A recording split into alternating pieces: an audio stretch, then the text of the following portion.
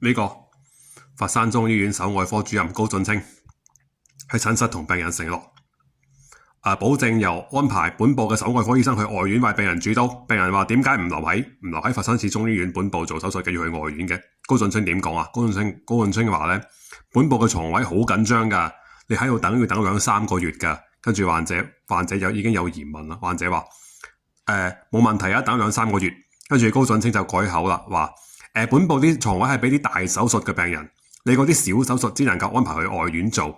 我向你保證安排由我哋本部嘅醫生星期四每個禮拜四會去外院咧幫我哋安排過去嘅病人做手術嘅。呢個我可以向你保證。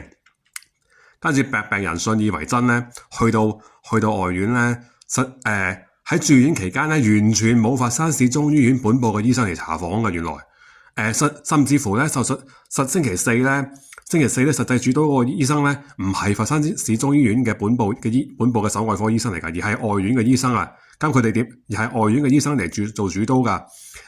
咁佢哋點操作啊？喺外院嗰啲病歷咧，全部造假寫簽名啊，簽佛山市中醫院本部嘅一個主任醫師個名落去，全部偽造嘅。佢哋以為咧，病人手術過程中俾人麻醉咗咧，就可以瞞天過海，乜都唔知。我唔知佢哋同外院係咪有利益輸送㗎？即係呢啲叫做咩啊？掛名手術喎，掛名手術咧係咪外院咧？你介紹啲生意去外院咧，外院會俾啲回佣你哋佛山市中醫院嘅醫生咧？你呢個高俊清身為佛山市中醫院黨支部書記，你有個黨徽㗎嘛？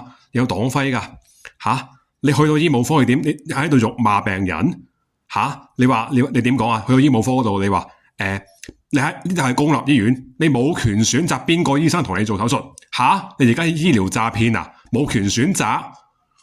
你喺診室度承諾安排本部嘅醫生去幫患者做手術，人哋先去外院嘅住院做手術嘅咋？